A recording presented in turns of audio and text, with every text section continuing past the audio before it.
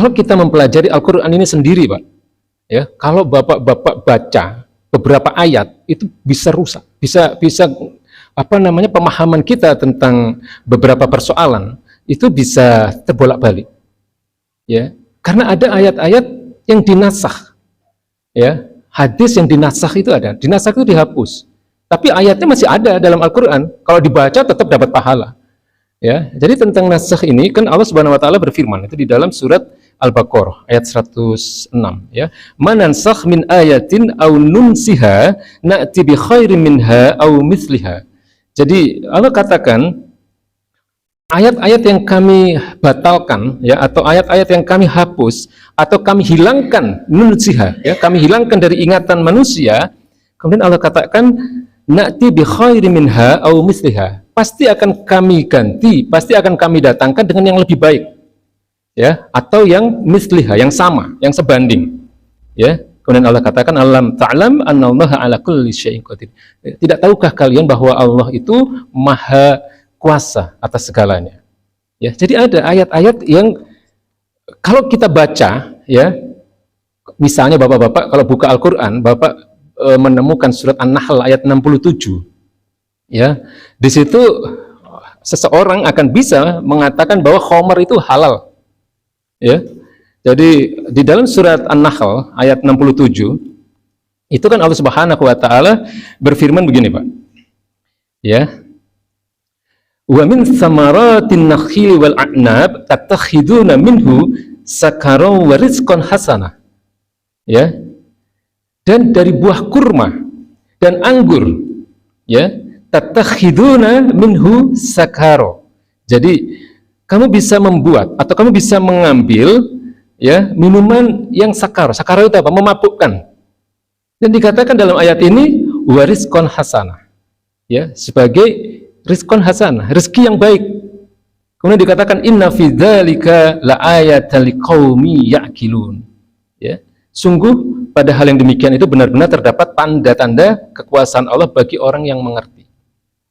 Kalau seseorang mempelajari agama ini kemudian membuka Al-Quran sendirian, kemudian menemukan ayat ini, dia akan mengatakan, lah ini ayat menghalalkan khomer, gitu kan, ya, ini ayat menghalalkan khomer.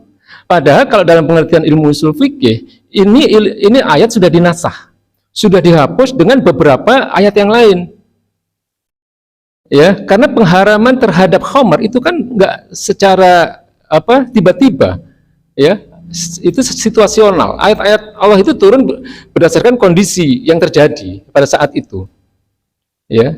Jadi ketika ayat-ayat tentang pengharaman khamar itu belum turun, ya, umat Islam pada saat itu biasa minum khamar itu, Pak, ya, bahkan para sahabat itu minum khamar, ya, sebelum ayat tentang pengharaman khamar itu turun. Ya, maka bertahap. Kan ada, mungkin Bapak pernah dengar ayat yang berbunyi ya ayyuhalladzina amanu la taqrabus shalah wa antum sukara. Ya, wahai orang-orang beriman, janganlah kalian mendekati salat, ya. Jangan kalian melakukan salat sementara kalian dalam keadaan sukara, mabuk. Ya, ini asbabun nuzulnya, ya, sebab turunnya ayat ini adalah ketika itu di Madinah, ya, para sahabat itu setelah minum khamar mereka melaksanakan sholat. Nah, imamnya, ya, salah seorang sahabat beberapa kali lupa, ya, lupa membaca ayat Quran, ya, maka turun ayat itu, ya. Kemudian ada ayat yang lain kan yang mengatakan bahwa khamar itu memang ada manfaatnya, tapi jauh lebih banyak kemudaratannya, ya, secara bertahap, ya. Kemudian finalnya, ya, terakhirnya itu adalah surat Al-Maidah ayat 90. Ini ayat yang jelas, ya, mengatakan tentang haramnya khamar, ya, yang kemudian merupakan ayat terakhir yang berbicara tentang khamar, ya. Sudah nggak ada tawar-menawar, nggak ada kompromi, sedikit atau banyak khamar haram, ya. Ini ayat ke-90 di dalam surat Al-Maidah, ya, dikatakan oleh Allah Subhanahu Wa Taala, ya ayyuhalladzina amanu innamal khamru wal maisir wal ansab wal azlam rijsun, ya, min amalis syaitan, Ya, fajtanibuhu la'allakum tuflihun. Ya, wahai orang-orang yang beriman, ya sesungguhnya minuman keras, ya khamr, wal maisir, judi, wal ansab, ya berkurban untuk berhala, ya wal azlam, ya. Jadi pada waktu itu kebiasaan mengundi nasib dengan anak panah itu ada, Pak, ya. Itu namanya azlam. Rijsun itu dikatakan oleh Allah Subhanahu wa taala bahwa itu tadi semua, ya, 4 hal itu adalah perbuatan yang menjijikkan. Ya, rijsun itu keji atau menjijikkan. Ya. Nah, dikatakan min amila syaitan, itu adalah bagian dari apa-apa yang dilakukan setan. Ya, adalah perbuatan dan termasuk perbuatan setan, maka dikatakan fajtanibuhu la'allakum tuflihun. Maka jauhilah perbuatan-perbuatan tersebut agar kamu beruntung, ya. La'allakum tuflihun. Jadi ini ayat menasakh semua ayat-ayat lain yang masih menghalalkan khamr. Ya. Jadi ini pentingnya kita ngaji, ya, pentingnya kita, ini bagian dari ilmu usul fikih. Ya. Nah, kemudian contoh lain ziarah. Ya, saya sudah pernah ngasih contoh mengenai ziarah kubur. Kalau bapak-bapak tiba-tiba menemukan suatu hadis, ya, suatu hadis yang melarang ziarah kubur, ya, kalau ayat atau hadis itu hanya dipahami secara sendiri, ya, hadis itu, maka kita akan menyimpulkan bahwa ziarah kubur itu haram. Padahal ayat atau hadis itu turun, ya, ketika keimanan umat Islam itu masih lemah, ya. Jadi kebiasaan orang-orang jahiliyah, kebiasaan kaum muslimin pada saat itu yang imannya belum kuat itu kalau ziarah kubur minta, ya, minta sama yang di dalam kubur itu, minta ini, minta itu. Di sini masih ada ya mungkin, ya, di kota, bahkan di di desa-desa pelosok-pelosok itu masih ada orang-orang yang seperti itu. Nah, kalau seperti itu ya haram, tidak boleh, ya. Lalu kemudian kan ada satu hadis, ya, di mana baginda Nabi itu justru memerintahkan, ya, memerintahkan ziarah kubur.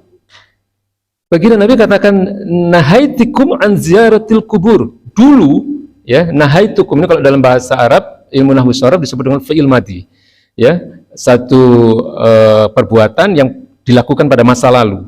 Nahaitukum an ziaratil kubur. Dulu aku melarang kalian untuk melakukan ziarah kubur. Fazuruha, tapi sekarang berziarahlah kalian, ya, berziarahlah kalian sekarang, ya. Fa inna fi ziyaratiha tazkirah, karena di dalam ziarah kubur itu ada tazkirah, ada peringatan bagi orang yang masih hidup, ya, bagi orang yang mau mengambil pelajaran dari ziarah kubur, ya. Karena tujuan ziarah kubur itu kan yang pertama mendoakan yang sudah meninggal, yang kedua menjadi peringatan, ya, bagi orang-orang yang melakukan ziarah itu, ya.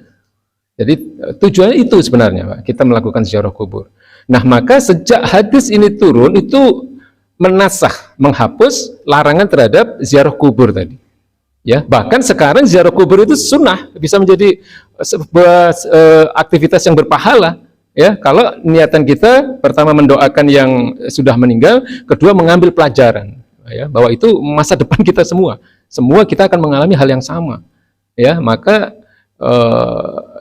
kumpulkanlah bekal sebanyak-banyaknya, sebaik-baiknya untuk menghadapi hari kematian itu. Nah, itu kan namanya tazkirah, ya, pelajaran atau peringatan. Ya.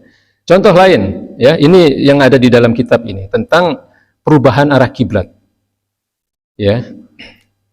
Jadi baginda Nabi dan para sahabat itu sekitar 2,5 tahun lebih, ya, 2,5 tahun sejak pertama kali perintah sholat. Ya, itu Nabi tidak menghadap ke Masjidil Haram, ya, menghadapnya ke Masjidil Aqsa, ya, ke Baitul Maqdis yang ada di Palestina. Ya, sebenarnya apa yang beliau lakukan, apa yang dilakukan oleh Nabi dan para sahabat dengan melaksanakan sholat menghadap ke Masjidil Aqsa itu membuat Nabi itu bersedih sekali, Pak. Ya, bersedih karena apa? Yang pertama, Nabi itu lebih cinta kepada Masjidil Haram, ya, bukan hanya karena itu adalah kampung halaman beliau, ya, tetapi juga Itu adalah tempat yang sangat dimuliakan, dan Nabi tahu bahwa itu adalah tempat yang lebih mulia daripada Masjidil Aqsa. Ya, meskipun Masjidil Aqsa juga tempat yang mulia, tapi Allah memerintahkan sholatnya menghadap ke Masjidil Aqsa. Ya, ini ayat atau Isra Mi'raj itu kan, perintah itu kan turun kira-kira 1 tahun sebelum Nabi hijrah ya ke Madinah. Ya kan, perintah sholat itu kan, peristiwa Isra Mi'raj itu kan terjadinya pada tahun kira-kira tahun ke-11 masa kenabian, ya 1 tahun lebih sebelum baginda Nabi hijrah ke Madinah. Jadi selama di Mekah, baginda Nabi itu kalau sholat menghadapnya nggak ke Masjidil Haram, Pak, ya, ke Masjidil Aqsa. Ya, antara menghadap ke Masjidil Haram dan ke Masjidil Aqsa itu hampir searah sebenarnya. Tapi ketika beliau sholat itu menghadapnya lebih ke Masjidil Aqsa karena itu perintah Allah yang ada di dalam hadis. Ya, lebih-lebih lagi baginda Nabi lebih sedih lagi ketika beliau sudah hijrah ke Madinah. Ya, ketika beliau sudah hijrah ke Madinah, arah kiblat Masjidil Haram dengan Masjidil Aqsa itu berlawanan. Ya, jadi kalau sekarang kita menghadap ke Masjidil Haram, ke Ka'bah itu kan ke sana. Ya, ini misalnya ya. Sedangkan Nabi harus menghadap ke sana, arah Masjidil Aqsa. Beliau lebih sedih lagi karena apa? Yang pertama, beliau lebih mencintai Masjidil Haram. Yang kedua, beliau harus membelakangi Masjidil Haram. Ya, yang ketiga yang membuat Nabi sedih juga adalah orang-orang Yahudi itu membuli, ya, membuli, mengejek. Lihat itu Muhammad yang katanya membawa agama yang menyempurnakan agama kita, ya, ibadahnya juga masih menghadap ke Masjidil Aqsa sama dengan kita, gitu kan? Karena Masjidil Aqsa itu memang di sana ada yang namanya tembok ratapan, Pak, tahu ya? Orang Yahudi itu kalau beribadah itu menghadap kepada tembok ratapan, ya. Sementara umat Islam pada saat itu sholatnya juga harus menghadap ke Masjidil Aqsa. Ini ada hadisnya, ya. Nah, kemudian perintah ya tentang bahwa sholat itu harus menghadap ke Masjidil Haram itu baru turun pada bulan ke-17 ya sejak Nabi hijrah ke Madinah. Jadi pada bulan Sya'ban pada tahun kedua Hijriah ya, pada saat sholat asar, salah satu hari di mana baginda Nabi melakukan sholat asar, ya, pada saat rakaat kedua selesai, ya, jadi pada saat rakaat kedua selesai, pada rakaat ketiga baginda Nabi melakukan ruku, ya, saat itulah ayat yang merupakan perintah perubahan arah kiblat itu turun, ya, surat Al-Baqarah ayat 144, ya, qad nara taqalluba wajhika fis sama. Ya, Allah katakan kami melihat wajahmu ya Muhammad sering menengadah ke langit. Ya, karena Nabi memang berharap segera turun perintah untuk kepindahan arah kiblat itu. Ya, kemudian dikatakan oleh Allah Subhanahu wa taala, "Falanuwalliyannaka kiblatan tardoha." Maka sekarang palingkan arah kiblatmu ya ke arah yang engkau senangi. Ya, kiblatan tardoha. Ya, wali wajhaka syatrul Masjidil Haram. Maka hadapkanlah wajahmu ke arah Masjidil Haram. Bapak bisa bayangkan Pak apa yang terjadi pada saat itu. Pada saat ruku rakaat ketiga sholat asar ya pada salah satu hari di bulan Sya'ban tahun kedua Hijriah, baginda Nabi dan para sahabat itu langsung merubah arah kiblatnya. Bayangkan Pak. Jadi pertama katakanlah menghadap ke arah sana Masjidil Aqsa, ya rakaat ketiga pada saat ruku itu ayat itu turun, ayat ini. Nabi langsung menghadap ke sebaliknya yaitu ke arah Masjidil Haram berserta seluruh para sahabat yang menjadi makmum beliau. Ya. Jadi bayangkan ada yang lari, ya, lari karena apa? Kan imam harus ada di depan. Ya kan? Imam harus ada di depan. Ya, langsung mereka para sahabat mengambil posisi di belakang Nabi. Jadi pada saat sholat sebenarnya perintah perubahan arah kiblat ini terjadi. Maka masjid di mana beliau berada ketika ayat ini turun itu disebut dengan masjid kiblatain, ya, masjid dua kiblat, ya, yang sudah umroh, yang sudah haji, insya Allah pasti sudah pernah ke sana. Jadi kalau Bapak perhatikan itu dua arah kiblat itu bertolak belakang, ya, yang satu ke arah sana, yang satu ke arah sana, kurang lebih 180 derajat perbedaan arahnya, ya. Nah, jadi 2,5 tahun lebih, ya, 17 bulan di Madinah, ya, Nabi itu sholatnya menghadap ke arah Masjidil Aqsa, tidak ke Masjidil Haram. Ya, kalau orang mempelajari hadis hanya sekedar hadis ini, maka dia bisa mengatakan lah itu sholatnya orang-orang sekarang kan salah itu. Padahal hadis itu sudah dinasakh, ya, sudah dinasakh oleh ayat ini, surat Al-Baqarah ayat 144. Ya, jadi syariat yang dihapus, syariat yang diganti dengan hukum baru, ya, karena datangnya ayat atau hadis yang datang kemudian, yang datang belakangan. Termasuk puasa Asyura. Di sini dicontohkan kan puasa Asyura. Puasa Asyura itu puasa tanggal 10 Muharram. Itu dulu wajib itu, Pak. Ya, sebelum turunnya perintah puasa Ramadan. Wajib itu. Ya. Tapi kan kemudian orang Yahudi laki-laki membuli, yang ngejek, ya,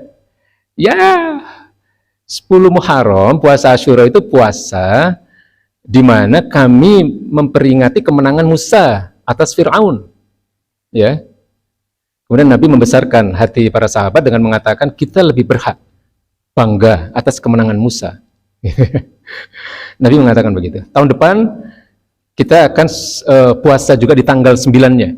Gitu ya. Sayangnya kemudian nggak sampai tanggal 9 tahun berikutnya kan Nabi wafat.